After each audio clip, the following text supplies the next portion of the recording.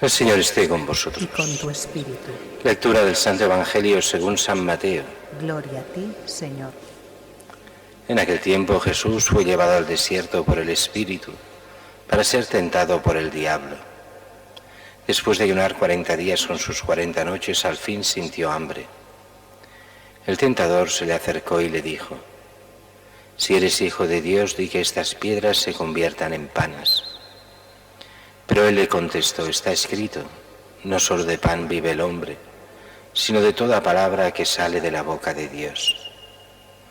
Entonces el diablo lo llevó a la ciudad santa, lo puso en el alero del templo y le dijo: «Si eres hijo de Dios, tírate abajo, porque está escrito, ha dado órdenes a sus ángeles acerca de ti, y te sostendrán en sus manos, para que tu pie no tropece con las piedras».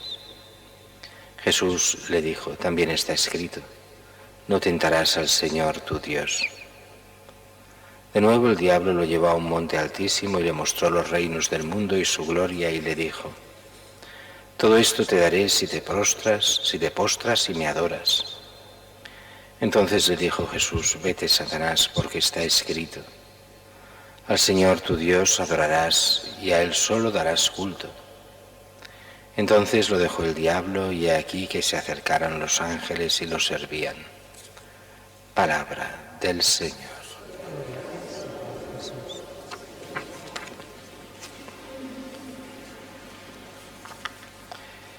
Estamos empezando esta cuaresma desde este miércoles con la imposición de las cenizas y ese ayuno purificador, y ahora empezamos ya estas meditaciones que nos va haciendo las lecturas, empezando sobre aquello, si es tiempo de conversión, de que nos hemos de convertir del pecado.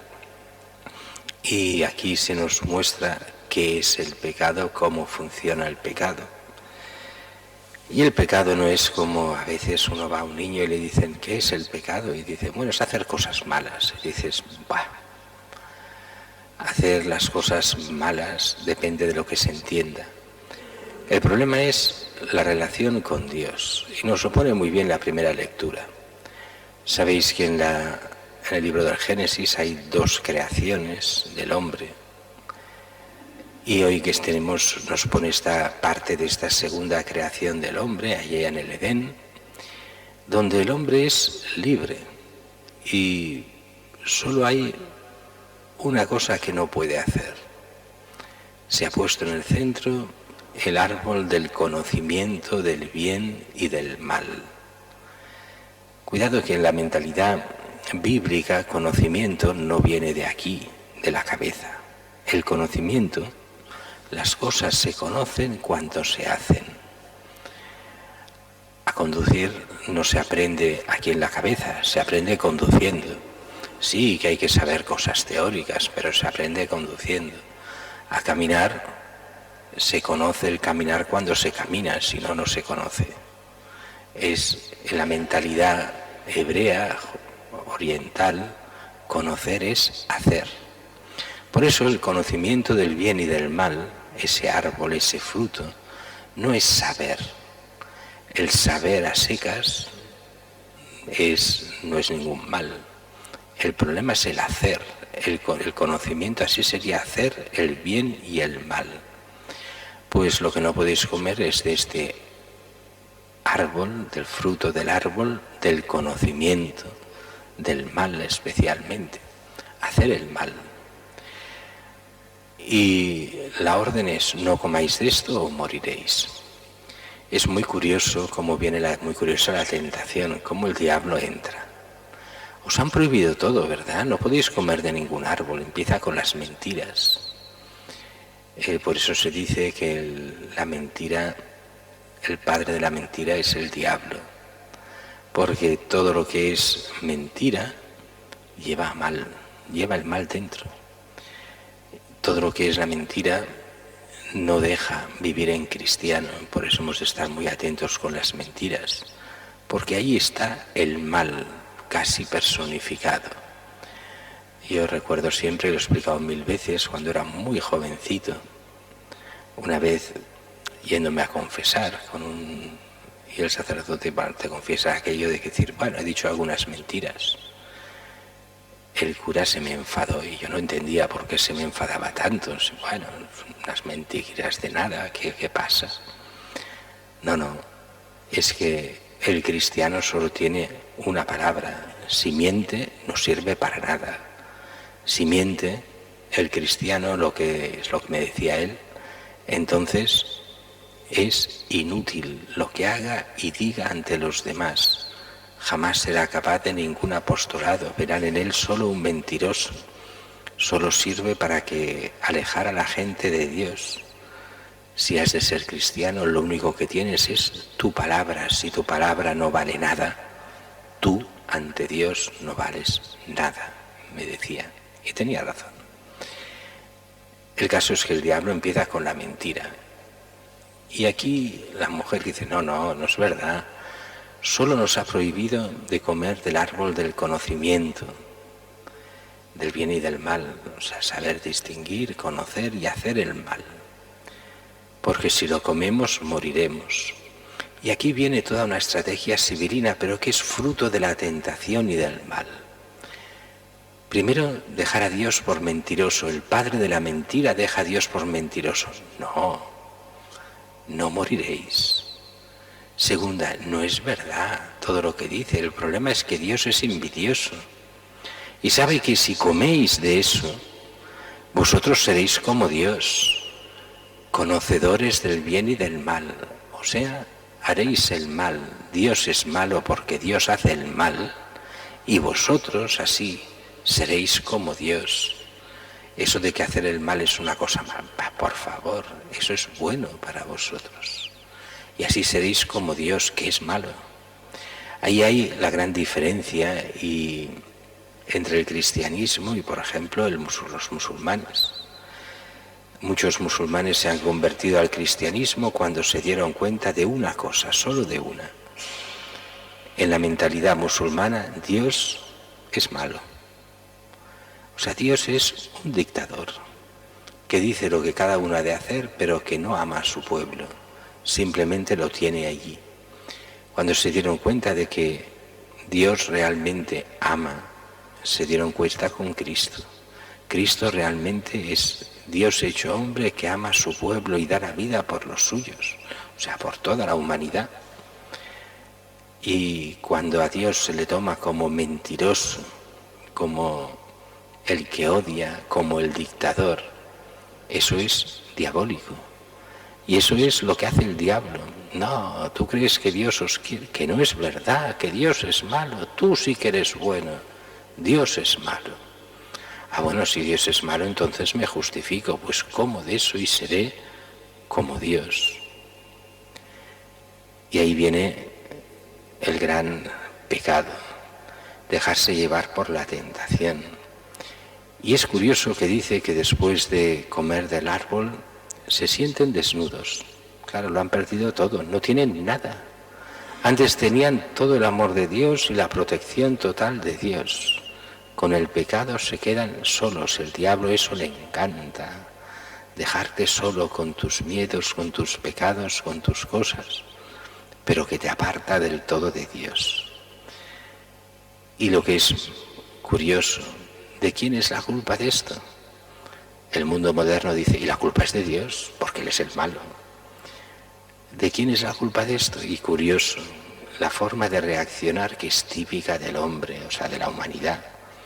Cuando se le pregunta a Adán, no, es que ha sido mi mujer, la culpable es ella, que me ha tentado y me ha dado para que coma. Preguntas a la mujer, no, el culpable es la serpiente que me ha dicho que coma y que no sé qué. Siempre la culpa es de los demás. Solo cuando se asume la propia culpa se puede llegar a la conversión, se puede llegar a la gracia, se puede llegar al perdón de los pecados. Y todo ese mecanismo del pecado que se nos narra en estas narraciones antiquísimas es plenamente vigente hoy. Pero el Evangelio nos da más. Nos da que por este hombre, Adán, se ha perdido todo y el hombre es pecador desde Adán hasta nosotros. Pero es verdad que ha venido uno que nos salva del pecado y nos da la gracia para poder llegar a la vida eterna. Es Cristo. Ha cargado los pecados sobre él, es lo que celebraremos en la Pascua. Que Cristo ha muerto por nuestros pecados, ha cargado sobre sí nuestros pecados para darnos la gracia y la vida eterna a aquellos que nos dejemos.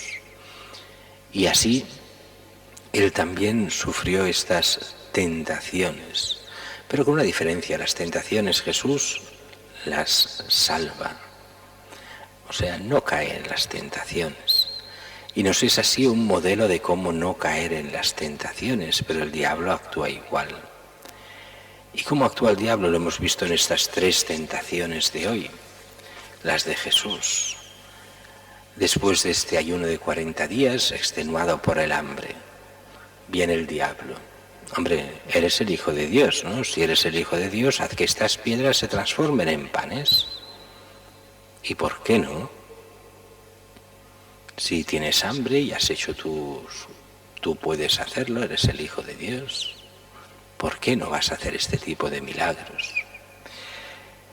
Es la tentación de las cosas fáciles, de hacer, ya que Dios es omnipotente, pues que esté a mi servicio, a mi antojo, que yo pueda hacerlo todo fácil. Tengo problemas, que se arreglen milagrosamente. Y el Señor enseguida responde con la palabra, con la misma escritura: no solo de pan vive el hombre, sino de toda palabra que sale de la boca de Dios.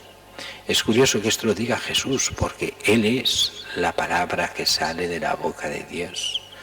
Como diciéndonos: ¿queréis vivir en cristiano? Vivid de Cristo, de su palabra. Y Cristo mismo es también el que se nos dará en alimento doble, su palabra y la Eucaristía. El pan eucarístico en el que Cristo se hace alimento para cada uno de nosotros. Entonces dice que el diablo lo lleva a la ciudad santa, segunda tentación. Lo pone en el alero del templo y le dijo: si eres Hijo de Dios, tírate aquí abajo. Y ha aprendido lo que aprenden muchos: manipular la Escritura, y le da una cita de la Escritura: ha dado órdenes a sus ángeles acerca de ti, te sostendrán en tus manos para que tu pie no tropiece con las piedras. ¿Cuántas veces hemos oído argumentos en nombre de la Biblia, argumentos diabólicos? Tantas veces en la vida real, o en las películas y en tantos sitios, ¿no? Lo dice la Biblia: ojo por ojo, diente por diente, así que toma. ¿Cómo que lo dice la Biblia? Precisamente es Jesús, nos lo decía el otro día. Habéis oído decir ojo por ojo y diente por diente, pero yo os digo: amad a vuestros enemigos. Ah, no. Se hace decir a Jesús lo que no dice. Y la gente tan campante y se lo cree todo. El diablo, el padre de la mentira. Y aquí la segunda tentación es el diablo que, mintiendo y manipulando la Escritura: tírate del alero del templo. El templo era alto, siempre hay gente en la plaza. Así la gente verá el milagro, los ángeles. Es esa tentación que tenían los judíos. Haz un gran milagro, que se vea en el cielo, que todo el mundo pueda llegar a creer. Haz algo que sea absolutamente aparente, indiscutible, como si la fe viniese de los milagros. Y sabemos que eso es mentira. La fe no viene de los milagros. Los milagros ayudan a quien tiene fe. Pero ahora imaginaros que hubiese saliendo ahora aquí de la iglesia un enorme milagro y lo viesen todos vosotros y fuera 2000 personas que hubiese por casualidad ese momento en la calle. Os aseguro que la mayoría no lo creerían y lo habrían visto. ¿Por qué no lo creerían? Porque con los milagros pasa lo que pasa siempre. El que no es creyente dice: qué cosa más rara, alguna explicación tendrá, y ya está. Y no se cree lo que ha pasado, o sea, si fuese un milagro de verdad. Y el que es creyente dirá: mira, esto prueba lo que creo, y cada uno se quedaría en su misma posición. Yo recuerdo, ya lo he explicado más de una vez, aquel caso que yo pude vivir. No viví el milagro ni mucho menos, pero sí aquella familia que el abuelo tiene un nieto y al cabo de unos meses este nieto era albino, y los albinos tienen poca pigmentación y algunos albinos son casi ciegos. El caso es que cuando tenía meses el niño gateando chocaba con todo y el médico van al médico y el médico les certifica que el niño es ciego.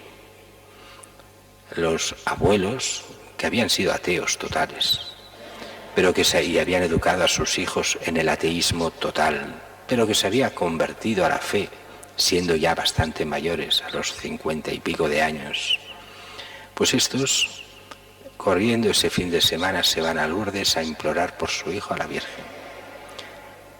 Cuando vuelven, el niño veía prácticamente perfectamente. Los padres del niño, los hijos de uno de ellos era el hijo de este señor, de estos señores, cuando, sabiendo perfectamente lo que había pasado, en el sentido que los padres habían ido a rezar por el niño a Lourdes, y de que el niño el viernes no viese nada y el lunes viese casi perfectamente, respuesta del padre, de los padres del niño: eso es normal, un día ven y otro día no ven, ya se sabe. No importa si hay milagro o no hay milagro, quien no crea creer, jamás creerá. El que cree, lo creerá.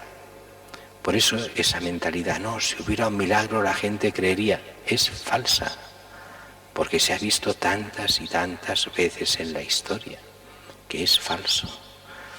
Por eso Jesús no ha de ir en plan super milagros. Fijaros bien que incluso cuando Jesús hace los milagros a la gente, los escribas y los fariseos, ¿qué dicen? Cuando ya es absolutamente indiscutible que aquello ha sido un milagro. Cuando lo han de reconocer dicen, de acuerdo, es un milagro, pero es un milagro por obra del diablo, porque el diablo también puede hacer milagros, así que Jesús es hijo de Satanás y actúa con el poder del príncipe de los demonios, de Belcebú. Pues ya está, aclarado. Es la mentalidad, es la tentación. ¿No quieres creer? No creerás. Solo si cambias interiormente, si te conviertes, llegarás. Pero si crees que será el milagro el que te convencerá, ni muchísimo menos. Y mucha gente quiere milagros. Eso lo hemos visto también en mucha gente que cuando entra en la iglesia, sobre todo los no practicantes o poco practicantes, piden milagritos al Señor. Y muchas veces el Señor concede parte de esos milagritos. No vuelven a la iglesia esta gente, porque piensan cuando se lo ha concedido que eso ha sido por mérito suyo, no por mérito de Dios. Y ya está, y tan contentos. Y cuando tengan algún otro problema volverán a pedir el milagrito, y cuando se haya hecho, si se concede, entonces siempre son ellos los que lo han hecho, no es Dios. Es esa estructura diabólica de muchos no creyentes, porque sabemos que los milagros no dan la fe. Tercera y última, y esta tiene que ver un poco con Barcelona, así indirectamente. Dice, el diablo lleva a un monte, le muestra los reinos del mundo y su gloria y le dice, todo esto te daré si te prostras y me adoras. Entonces le dijo Jesús, vete en Satanás, porque está escrito, al Señor tu Dios adorarás, a Él solo darás culto. Cuando esto se leía en latín, entonces se leía que el diablo lo que dice es, todo esto te daré, en latín, tibi dabo. El monte del Tibidabo viene de este texto. Y es la tentación de la vanagloria, haciendo el mal y consagrándose al diablo. Es curioso porque la gente esto que lo toma como una cosa de películas, del Fausto, eso se continúa dando en nuestra sociedad. Hay gente consagrada al diablo. Hay padres estúpidos, ateos, que no creen en nada, que solo tienen esa mentalidad ante Dios, o sea, contra Dios. Y lo que hacen es, en vez de bautizar a su hijo, consagrarlo al diablo. Y eso crea unos problemas enormes en la vida de este hijo. Ellos convencidos de que así el diablo le dará todos los placeres, todas las riquezas. Y no se dan cuenta de que lo que han hecho es una estupidez como una catedral. Pero hay gente así. Consagrarse al diablo. Y hay gente que lo hace directa o indirectamente. Hay toda una serie de gente, y hasta se han hecho programas más serios en televisión y todo, que dicen simplemente: ¿qué es lo que Dios quiere? ¿Qué es lo que la Iglesia propone? Esto, esto y esto. Pues hemos de hacer exactamente al revés de eso. Porque el Dios auténtico es el diablo. Y ese Dios de la Iglesia es el falso. Así que hemos de hacer lo contrario. Y mucha gente cae de cuatro patas cuando pone la carrera, el mundo, el dinero, las cosas, en vez de Dios, cambia de Dios. Dice que es atea. Mucha gente que se dice atea no lo es. Es que tiene otro Dios. Pero cree en Dios. En ese Dios que es el mismo, que es el dinero, que es el placer para otros, que es el hacer carrera, que es el estar por encima de los demás. Se han hecho sus ídolos, su Dios. Dejémoslo aquí porque me alargo demasiado. Las tentaciones que todos tenemos, cada uno identificar las suyas, buscar esta conversión, este cambio de mentalidad que nos llevará a la confesión de los pecados y por esa confesión a la vida de la gracia para la vida eterna.